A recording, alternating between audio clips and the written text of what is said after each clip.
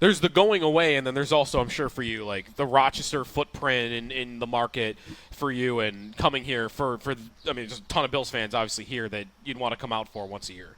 Yeah, but I mean, Bill's Mafia is just as strong in Rochester as it is in Buffalo. It's fun, and for me, I'm from here. The camp's now been here 25 years. It's almost impossible to think about it, and it's evolved so much, and it's even better than when it started. And when you sit down with, Sean and Brandon and talk to them about how they see it and how it works, that's when you really start to think about how special it is. How much is it now kind of just do it the same as you've done a couple years before? Like next year, if you're back, is just we know the formula. Is there a lot to really evaluate and tweak, or is it just kind of it works as it is? Yeah, not as much. Year one, I had spent a lot of time in discovery, kind of looking. And again, from when I left to when I came back, it is so much better in every single aspect of it, whether it's the executional stuff on the football side or from a marketing perspective or fan experience, it's better. So, yeah, honestly, there's not a lot to do. I think we're always looking for ways to get better, but this camp operates at a high level. Plenty of stuff to get you on the business side. There was a story that the NFL draft, you guys have been in pursuit of the NFL draft, hosting that. The timeline on that looks to have shifted a little bit. So yeah, what can you tell us about that? Yeah, a little bit. So every single year you basically have to resubmit your expression of interest. So we did that again, and as we started looking at the overall landscape and with the new stadium coming online, when the old stadium's going to come down, from a timing perspective, it felt like 29-30 would be better for us, put us in a better position to kind of execute things. And after we sent a team down to Green Bay, and they looked at the layout there and how that was set up, and they, the layout's important, making sure it's authentic to the market is really important, and we try to make sure we have time to check every single box and be ready for something like that. And one thing I want sure people realize, it's not a layup. It's a very competitive process. This has become really big. Most teams and most markets want it. It's in a lot of ways a public-private partnership. There's a lot of work to do to get it done, but we want it. And the league is aware, and we're going to do everything we can to get it. You feel like Green Bay was the closest to what it might look like here because they did it in a parking lot, right? They did it on their grounds by their stadium, whereas Detroit's downtown. That's a little different. Pittsburgh's doing it at the park. Is it the? Yeah. So like they're different ideas, but you might want to most resemble Green Bay. That's why we sent people down there. I think that vision we could replicate something like that. The other things to consider too is there's great spots in Buffalo. Whether it's Niagara Falls, whether it's something downtown, whether it's something maybe north of the border. There's other things you can do. But the primary footprint we would anticipate being at Highmark, and I think it is a lot more similar to what Green Bay is, so that's why we sent people there. Stadium milestones to come. Stadium's going up. People are getting their tours, grabbing tickets. There's the first bit of steel. There's the last bit of steel. There's the canopy. What are the next potential days that fans might be able to kind of note? I don't know if it's big milestones anymore. It's details. The field's starting to go in. The lockers have arrived. The escalators are going in. And, we've got to get that structure closed. So the final pieces over the winter, we don't want to lose any time working. So enclosing the entire structure is going to be a big part of it. So I don't know if it's definitive milestones necessary, but a lot of details. And we walked through it Friday, and it was just incredible to see how far it's come along. The thing that jumps out to me the most is we've got this great training facility right across the street. Everything that's at that training facility is at the stadium. So it's a more seamless experience on game days. When the players show up, they don't have to really come to the training facility. They can go right to the stadium and get to work. The new stadium project, some could see storylines. I think there were a couple, like a month or two ago, that the full completion of it won't be until like December of next year. So when a fan sees that, they might think, wait a minute, I thought, start of the season obviously is in September, but is that going to be the type of stuff that maybe a fan going to games won't even notice? Yeah, punch list stuff. We'll be ready to go. We're planning to get in the keys in July. There's a lot of testing that needs to take place. There's nowhere else to play, right? Unless we're going to All-High Stadium to play a game. Like we are playing in that facility in 2026, so it'll be open. I don't think anything more than any normal construction project that anyone's ever seen, so it'll be ready to go. When it comes to the build-out of scheduling, soft opening, warm-up games, blue and red, preseason. Are you starting to map out the things that might be your opening few events? Yeah, I think all the above. I want to make sure we get season ticket holders through that building so they can really, they visualize where their seats are, but to really be in there and be part of that process. And candidly, as many times as as possible. One of the bigger challenges we've had now is like so many people want to go through it. Yeah. It's hard. It's a construction project, so you can only execute that so many times at a certain level.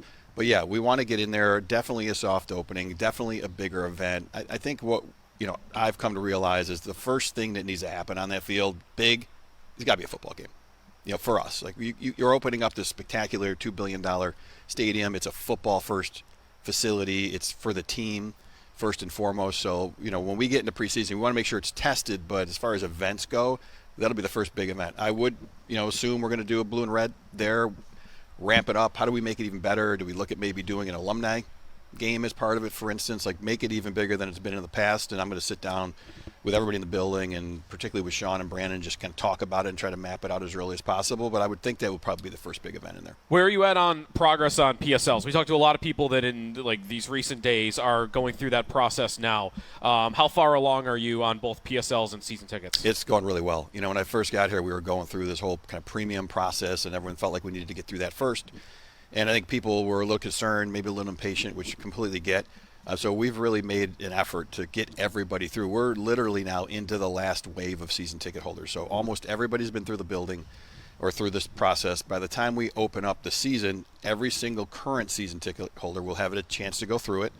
And I think the one thing I want to make sure now, and the one thing that we would all regret, is if somebody is in the current building, didn't feel like they got an opportunity to move over. Yeah. So it's almost like, how do we take a step back? How do we reconnect with anybody who maybe hasn't been responsive or hasn't decided yet to make sure that they get a chance to be in there? So that's kind of the next step. We'll get through the current season ticket holders by the start of the season. We'll kind of go out to them again, and then we'll go to the waiting list. And right now we're, I don't like to use the words ahead of schedule, but it's pacing extremely well. About 80% of the building is already sold through.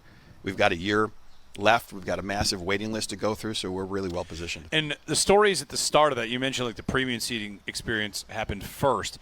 Those numbers, of course, are big and maybe sticker shock for a lot of people. When you get to where you are now, are you able to kind of share the breadth of how wide the options are, I suppose? Yeah, I mean, we were saying that from the beginning, that there would be a price point for everybody. We would lower the barrier to entry. We want everybody from the current stadium to be over there. We don't want it to be an impediment. In a lot of ways, you had to start with some of those higher priced products. And, what was interesting is how they moved really quickly, and we sold through them really quickly. So it wasn't an issue for a lot of people. There's a lot of people, I think, that wanted to be in those premium areas. Once we got through that and started moving into the lower and upper bowl, then the process really escalated and went very fast. But, we're already down to a $1,000 PSL price point right now, likely to be another one coming here in the near future. So, I'm glad we've got a price point for everybody, an opportunity for everyone to participate in the new building. Regarding the stadium and the rest of it, we always talk about the structure, the landscape, the lots. I have a buddy that asked me, parking, like when will parking plans, when will that kind of be figured out? Is that already figured out? And like how that's all going to work regarding the stadium and where to park and egress? Are there plans for that to be a little better? Understanding that you're also going to have another stadium coming down, and it's been busy for the last couple of years. I would say for the most part it's figured out. We just haven't really announced anything yet because we've been working through this PSL process and making sure. I think it's going to be better. There's a number of different entry points, the way it's set up, the way that they're going to handle Abbott kind of moving forward. I think we're hopeful because, that's the process, right? It's not just about the game. It's when you leave your house and what it takes to get there and what are your plans for tailgating and what's it like when you walk into the building and how is it on exit. So, obviously we've had a lot of experience in the old building and we've seen how that worked. It's been a little challenging because there's been some closures. So it's probably been a little bit worse than it has been when it all opens up. And then even as we move forward, when the old stadium comes down in March of 27, then it should get even a little bit better. But, yeah, we feel like we're in a good place there. We haven't rolled anything out yet, but that's definitely something we've been working on. Any further down the line on what to do with the space that the current stadium sits on? Not yet. I mean, it's obviously going to always be part of our campus. This is one of the reasons that we go to places like Green Bay and look around and try to think long-term about what it is. Preliminary discussions because there's been so much focus on getting that stadium up and running and putting it where it needs to be. And, that's just the next step in the process, but we're just not there yet. I did think of one more milestone. When do we find about the giant buffaloes? I mean, if I don't ask about that, people are going to be mad at me. Look, it's coming. The foundation of the family circle is being built right now.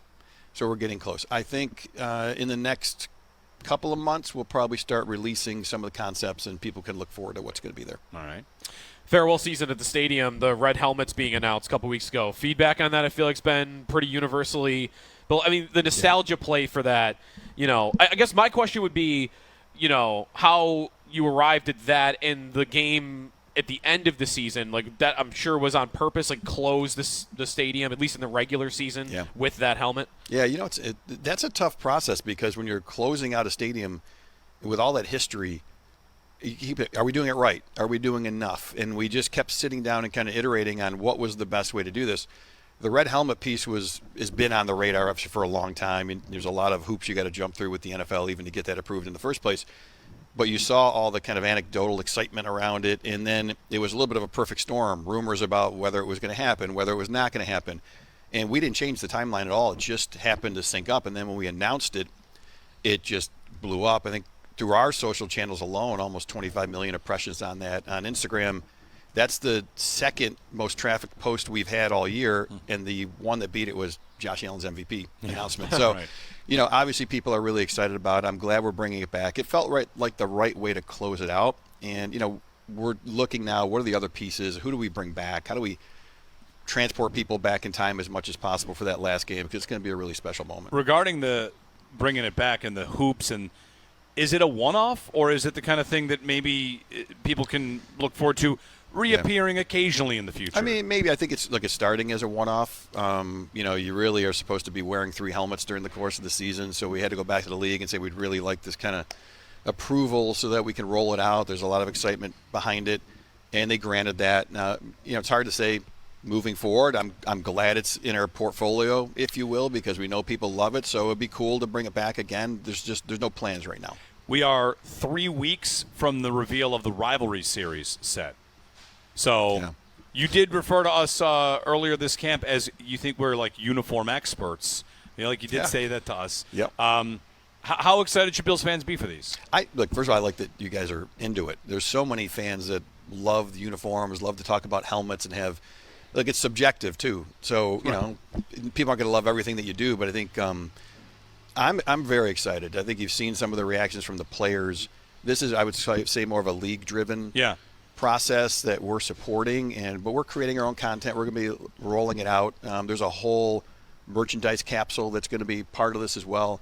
I would say I feel like it's very authentic Buffalo. I think it really represents the team and the region as well. I think people are going to be excited. Without giving away what it is, does that almost kind of remind you of, you come from the NBA, Charlotte, like the City Connect series that they've done there, like trying to go more to, it could be different colors, it could be different, landscapes of your uniform. Like, is that, again, not without asking, is that exactly what they're trying to do? But it seems like it's different. Yeah, I think conceptually, yes. I think that's what they're trying to do for all the teams and kind of create that, that feeling that it's somehow connected to the team and connected to the city. I think it's cool to be part of the first rollout of something like this. It's interesting. The team has transcended the market. The brand has transcended the market. So you're on the radar for things like Hard Knocks and things like the Rivalry Series. So it's a great position to be in, to kind of be a first mover in a lot of these spaces, like this uniform. Was there a process for that? Did the league just call one day and say, you're in? They said we were in, and then the process, though, began from a design standpoint. Right. So we've had a lot of input along the way. There's been a number of checkpoints. I mean, they had a direction, that they wanted to go in, and then we were able to sit down and make sure that our marketing people and our design team were at the table, and everybody on the football side to the owner, and make sure that, we felt good about what was coming out. Pete Guelli here joining us from training camp. A couple quick things on the Sabres. You had the announcement of the KeyBank Partnership on the naming rights. Anything on the lease? Like, we know that there's a date there, so what – because many had speculated perhaps that announcement was going to be something regarding the lease. So the lease on KeyBank Center, anything to report on that? Yeah, look, first I'm glad you guys have asked, because I think it's been mischaracterized a little bit. The lease is not up. Could we opt out at the end of September? If we wanted to, sure. Or we can just kind of sit tight, it'll roll over, and it'll have another 5 years on it. And then there's a number of subsequent options after that. So I think we're all in a good spot. It's really more about, no lease is perfect. So we've been talking to the county, and Mark Poloncarz is actually going to be out here today. We've been talking to the state, just kind of looking big picture about the future of the arena at the same time. But I would anticipate it just rolling over and then continuing to sit down and talk about, okay, we've got a 30-year-old building. I believe it's the oldest NHL building that has not gone through a major renovation yet. Let's just talk about where we're going in the future, and then as the lease kind of continues to roll over, let's get into more detail about what the future could look like. Major renovations, are they possible? How do hockey rinks do that? It's all inside, right? You're not talking new building in that scenario. You're talking about projects. We know new roof, new jumbotron. These are improvements that have happened. What's next? The seats, the bowl? I mean, what exactly could you do, and what might you explore? Yeah, I mean, you guys know what we did last year. We've got a couple of things we're going to be announcing here in the next 2 weeks that we're working on right now that'll be ready for the season as well. So we wanted to do something every year. But yeah, looking at it big picture, how do you phase something like this in? So we've engaged with Populous. They worked with us on the new stadium as well. We've been talking to them about what's the future of this building look like, what are the areas that we should impact. We get a lot of feedback from our season ticket holders on what they want. Seats are obviously on the radar. There's some things that make sense to do now, and there's some things that might make more sense as part of a bigger, broader renovation. So you've got to balance those things. But I've had a year under the hood to look at it. I still love the building. It needs work. There's no question about it. It's a great hockey barn. The one thing that's obvious is how important it is to Buffalo. We had 1.3 million people in that building last year. I don't know what number 2 is for drawing people to Buffalo, but it can't be anywhere close. That can be a catalyst for growth in the city if it's done right. So whatever we do, we want it to have a broader impact on the waterfront, on the canal side, on everything else that we're doing there. So when people come there, there's something to do. We had those Bandits playoff games, and they were rolling. I go down there, I'm like, where are these people going? What are they doing when they come to Buffalo? So let's create a strategy that I think is a little bit more overarching than what has been there in the past. Regarding any sort of major project that is a renovation-based one, when we were talking about this for the football stadium, we would be able to point to what happened at Soldier Field and what happened in Lambeau, and sometimes it's a retrofit. The Bills Stadium went through an overhaul with different towers and bathrooms. Are there any NHL rinks that have gone through major renovations, and over the course of a year or two, they just phase them in, and by the time it's all done, it does look like a majorly updated building? I just don't know exactly who to look at. I'm not sure if you have examples. Yeah, I don't think there's as many as maybe there are in football, right, for instance. But first of all, you go look at those new buildings and say, what can we incorporate? Seattle, Las Vegas, not that we're going to be at that level, but some amazing technology and features and amenities in those buildings. Boston, I think, is a pretty good example. They went through a major overhaul there, and not only in the building itself, but around the property. That's become more of a destination. They've got mixed use built up around it. So there are a couple of examples, not as many as there are maybe in football, but I think the vision of, how do you create something that draws more people in? Because it's the Sabres, it's the Bandits, it's all the marquee events that you have there as well. But making a year-round property out of that thing, so we're bringing people into Buffalo as much as we possibly can. Uniform-wise, I don't think there's really anything to go over. Sabres-wise, feels like you're in a pretty good spot. Although, is the black and red just like a year-to-year thing? Is there a time on that, or is that just that's working, we're just going to keep going? Yeah, look, the feedback's been great. People love it. I mean, it's almost like there's a generational timeline. Sure. Where people love, the old jersey and people love the black and red. I think we did a poll on it. It really almost came in at 50-50, which was crazy to me. But, we've got 15 games that we're going to be doing in black and red this year, and I think that's performed well. We've got some things, nothing I can disclose right now, but on the horizon that we're looking at relative to the uniforms. That's a traditional hockey market and fan base. So I think, for me, you only want to deviate so much. How do you make sure you're tying into things that people really love, even if you're making tweaks to move that forward? Pete Guelli here from St. John Fisher. One last thing, hockey-wise, because we've talked a lot about the new stadium. Is there any sort of process when it comes to getting outdoor games? We saw another one announced yesterday. Is that something you have to, I assume, apply for? Is that conversations with the league? How does that go? Yeah, another great question. That's something we really want to do. 28 is the 20-year anniversary of the Winter Classic. Love to tie something in there. I think the Winter Classic might be a little tougher. The way the NFL schedule is now, and when you would put a game in there and how you would then prepare for the next one, makes it challenging. But the Stadium Series, we could absolutely execute. We have had conversations with the league, talked to Gary Bettman about it. They would love to bring that game back to Buffalo. They would love to do something potentially around the 20th anniversary of the old Winter Classic, and they would love to do something in the new building. Yeah. So I feel very good about that process and the opportunity to bring a game like that to Buffalo. Is the new building, would it be easier to execute, or would it be, it's grass, which might present some challenge. in terms of like throwing something on top of it. It's after football Yeah. season, but Yeah, plenty of time to get things back in shape. I think it's going to be easier. Just that building. We're talking about that building it. And you remember the old Winter Classic and how it was kind of in the middle of the field and everything was so far away. This building that we have now, the new Highmark Stadium, is, that's a technology masterpiece. And executing events like this and bringing them in and out are going to be a lot easier than they were in the past. Very good. Definitely. Thanks for joining us, and congratulations on a successful camp, and see you back in Buffalo. Thanks, guys. Appreciate it. See you there. Pete Guelli here on WGR.